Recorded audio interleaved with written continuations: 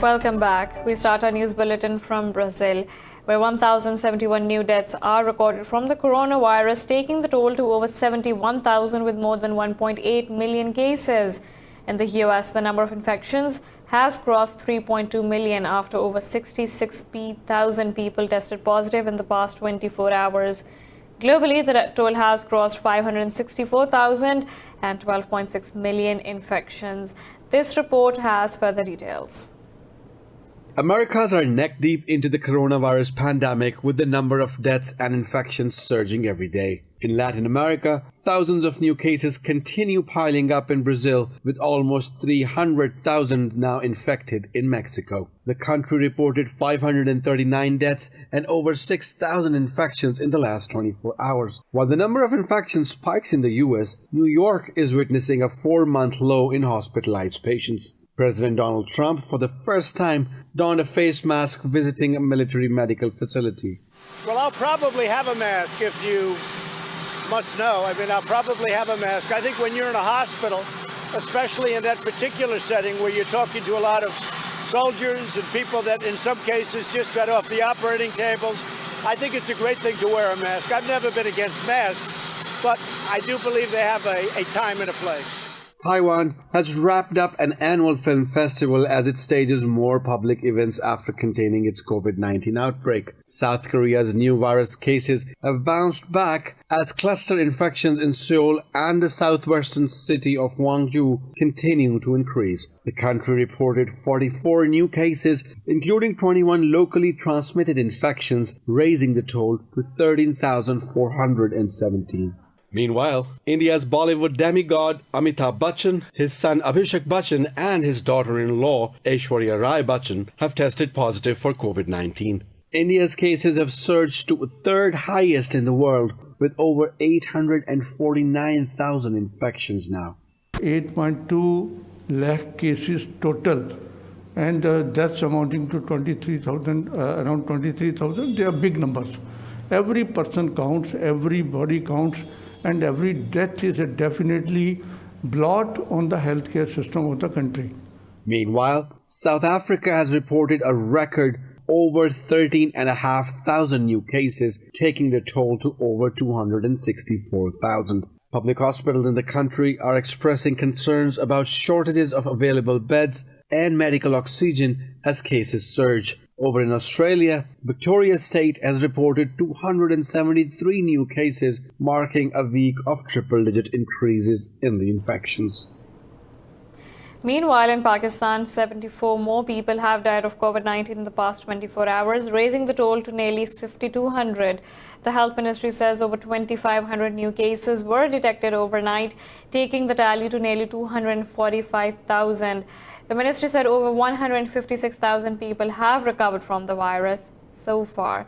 It said more than 2,100 patients are in critical condition. The province of Sindh is badly hit by the virus with nearly 104,000 infections, while Punjab has reported over 86,500 cases. The ministry said over 1.5 million tests have been conducted so far. Now, Indian troops have martyred another youth in occupied Kashmir, raising the toll to 9 this month. The occupation forces martyred the civilian during a coordinated search operation in Supur town of the Baramulla district. Meanwhile, Indian police have arrested pro-freedom leader Ashraf Sahrai under the Draconian Public Safety Act in Srinagar. The occupied valley has been under New Delhi's crushing curfew and communications blackout for the past 342 days. The UN Security Council has passed a resolution to extend the trans-border humanitarian aid for Syria on its 5th attempt. President of the Council, Christopher Yuzin, said the mechanism of assistance will continue through a single checkpoint on the Turkish border for 1 year. Yuzin said 12 of the member states voted for the resolution, while 3 countries, including Russia, China and the Dominican Republic, abstained. Report home, June and Dimitri, just tell them that the German ambassador asked how those people who gave the instructions to cut off the aid of 500,000 children, if they are ready to look into the mirror tomorrow. In Tel Aviv, thousands of Israelis have staged a demonstration against Prime Minister Benjamin Netanyahu's mishandling of the coronavirus crisis. Police limited the number of people allowed into the Rabin Square, citing social distancing restrictions. But clashes erupted between the police and protesters, who threw rocks and bottles at them and vandalized public property. Protesters slammed the soaring rate of unemployment, which has reached 21% since the partial lockdown imposed in March. In Serbia's capital city of Belgrade, protests marred by violence continue for fifth consecutive day. Thousands have gathered in front of the parliament building, protesting against President Aleksandar Vučić and government policies. Pelting police officers with rocks and signal flares, protesters called for President Vučić to step down. Riot police have been deployed outside the parliament building to prevent demonstrators from storming it. Vučić has accused his political opponents of orchestrating protests.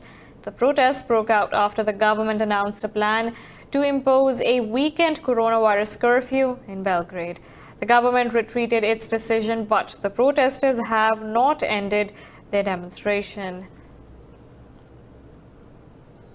In Russia, thousands have marched in the far eastern city of Khabarovsk in support of its regional governor, who is being held in pre-trial detention. Sergei Furgal was detained on Thursday and is charged with organizing the murder of several entrepreneurs 15 years ago. The governor could face up to life in prison if found guilty of the charges that he denies. Furgal swept to power in 2018 after defeating a rival from ruling United Russia Party that backs President Vladimir Putin. Video footage showed people chanting, "Furgal is our choice." One protester said Furgal did everything for the region, including building orphanages and improving roads. Turkey has slammed the international condemnation over the decision to change the status of Hagia Sophia from a museum to a mosque. President Recep Tayyip Erdogan said it represented his country's will to use its sovereign rights. President Erdogan said Muslim prayers will begin at UNESCO World Heritage Site on July 24th. Erdogan called upon everyone to respect the decisions made by Turkey's judicial and executive authorities. The Turkish leader said the process of turning Hagia Sophia into a mosque will take up to 6 months. The United Nations agency UNESCO has urged Istanbul to immediately open a dialogue to preserve the monument's status as a heritage site. Poland is voting in a knife-edge final round of the presidential election that may shape the country's future relations with the European Union. In the first round of polls held on 28th June, incumbent Andrzej Duda took a lead but failed to achieve an all-out majority. Duda is facing Warsaw Mayor Rafał Trzaskowski in today's final runoff election. Duda has strongly backed most of the government's changes to the judiciary that the EU says have undermined the rule of law. The president is an ally of the ruling Law and Justice Party, and if he loses, the opposition can force a big change in the politics. Polish president holds the power of veto, and Trzaskowski says if he is elected, he will block legislation that he believes will undermine democratic norms. The UK has announced a £705 million package to boost infrastructure and recruit more staff on Britain's border. This comes as the UK prepares to leave the European Union Customs Union at the end of the year. Cabinet Office Minister Michelle Gove says additional money will pay for new border control posts and 500 extra border force staff. The new funding will include up to £470 million to build port and inland infrastructure and £235 million for IT systems and staffing. Meanwhile, the opposition Labour Party has accused the government of laziness in its preparations for the end of the transition period. Mali's President Ibrahim Boubacar Keïta has dissolved the Constitutional Court in an attempt to calm the growing unrest that has killed 4 people. In a televised address, the president said he will not tolerate such violence.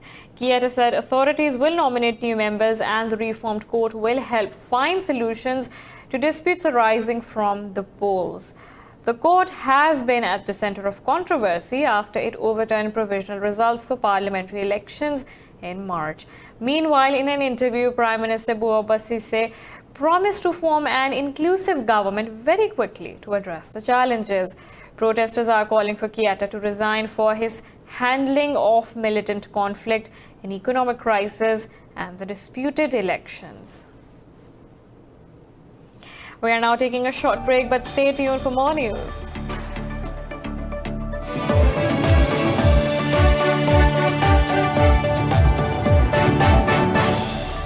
Welcome back. In the U.S., 2 police officers have been shot dead in the McAllen city of southern Texas state. Police said Edelmiro Garza Jr. and Ismail Chavez were responding to a disturbance call at a home when the suspect shot them at the door. In a statement, the local police chief said the shooting occurred so quickly that the officers could not even draw their weapons. He said the suspect, Aldon Caramillo, died by suicide after being confronted by the security officials. Police said Caramillo had a history of arrests, but the officers were not expecting a deadly assault and were not fearing body cameras. In a tweet, Texas Governor Greg Abbott paid tribute to the officers for their sacrifice in the line of duty to protect the community. A 5.1 magnitude earthquake has jolted Tangent City in China's northern Hebei province. No casualties have been reported so far.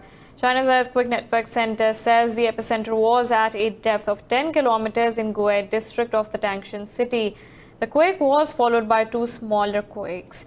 The earthquakes have cut off electricity and water supplies in some areas, while temporarily halting railway service in the region. On 28 July 1976, an earthquake of magnitude 7.8 struck Tangshan, which killed over 242,000 people. A pair of twin giant pandas has celebrated their first birthday at a research academy in China's northwest Shaanxi province. What special arrangements were made for the celebration? Let's find out in this report. The youngest in 28 pandas, HAGIA and Yuan, are the second pair of twins at the kindling research space. HAGIA, who is slightly bigger, is a male panda, and Yuan is a female. Milk is still their main daily meals, because they are still in the stage of growing permanent teeth. Apart from milk, the breeders let them eat fresh and tender bamboo leaves, helping them get familiar with crude fiber food after weaning. A special cake filled with watermelons, apples, carrots, and bamboo leaves gave the twins a good appetite. We prepared some apples, carrots, and tinned bamboos. Let them try to eat a little first, mainly familiarizing them with these foods. Newborn HAGIA weighed 122 grams and Yuan weighed 170 grams. Now both of their weights reached 40 kilograms. The growth indexes of the 2 giant pandas are normal so far. They are now equivalent to 3-year-old human beings, being very active. In China, village in central Hunan province has shaken off poverty and attracted many youths to come back and start businesses in their hometown. This report has more. In the past, Miao people in Shibadong village used to migrate to bigger cities for jobs due to mountainous local terrain and unfertile soil. But since 2013, the village has developed rapidly with the implementation of the targeted poverty alleviation policy. When I was a primary and junior high school student, many people in our village left their homes and shut their houses tight throughout the year. Back then, I felt our village was too quiet and deserted. Local farmers planted special agricultural products under the guidance of experts. After 3 years of development, the average annual income of the people in the village has increased from about $229 to $257. The whole village has been lifted out of poverty, and many young local residents, including she, have chosen to come back. Our village has seen great changes in recent years. With convenient transportation and easy access to wireless network today, I want to use the knowledge and technologies I've learned to help build a better hometown. The COVID-19 pandemic brought a temporary lull to the village's tourism business, but locals say the quick recovery in business has boosted their confidence. Aerospace company SpaceX has delayed the launch of the next batch of Starlink satellites. In a tweet, SpaceX said it was cancelling the 10th Starlink mission liftoff to allow for more time for checkouts. The company said it will announce a target date for the next launch opportunity. The announcement to pull the plug on the liftoff of Falcon 9 rocket from the Kennedy Space Center came about 90 minutes before the planned launch. Weather conditions forced SpaceX to delay a previous attempt earlier on Wednesday. The payload of the now delayed launch included 57 small internet-providing satellites and 2 global monitoring constellation satellites. The most visited theme park in the world, Walt Disney World, has reopened after 4 months. The opening of the Disney flagship park in Orlando, Florida comes as the state continues to report high numbers of COVID-19 cases.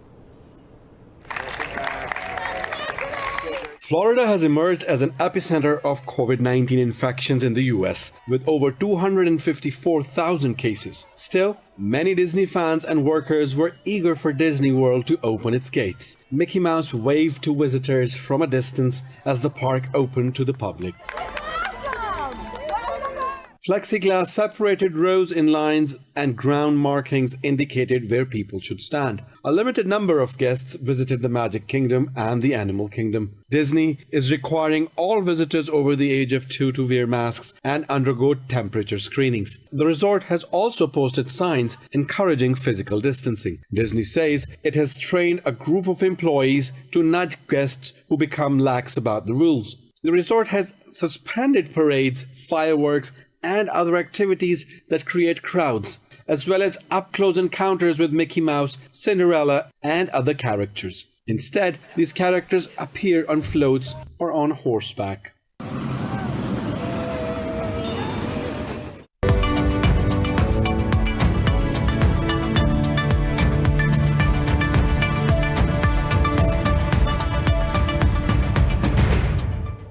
Most major stock markets in the Gulf have gained ahead of the flurry of corporate results that begins after July 15th each year. The Denmark properties jumped over 14%, lifting the buy share index by 0.5%.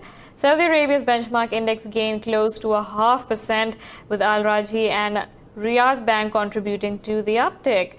The Abu Dhabi index is trading up marginally, supported by an almost 1% gain in First Abu Dhabi Bank.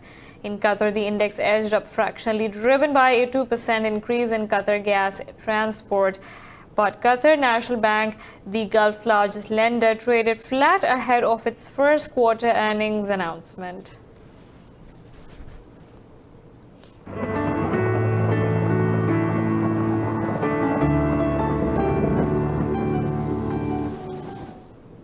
China has raised its flood response alert to the second highest grade as downpours continue to batter regions along the Yangtze River. State media says the eastern provinces of Jiangsu and Jiangxi are among those worst hit by the floods. Regional flooding in China's Lake Pyeong has caused water levels to surge above historical 22.52 meters and well above the alert level of 19.50 meters. Provincial military authorities have dispatched thousands of soldiers to help bolster nearly 9 kilometers of the lake's banks to prevent them from bursting. The Ministry of Water Resources said since early July, 212 rivers have exceeded alerting levels, including 19 of them rising to historical highs. Torrential rains and flooding have caused over $8.57 billion of economic losses to China.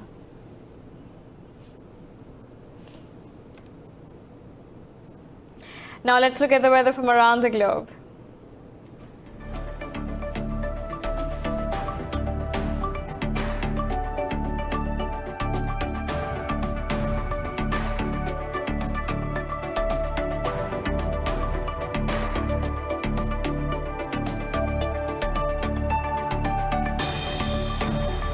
This is all for now. For the latest updates, you can follow us on social media at indus.news.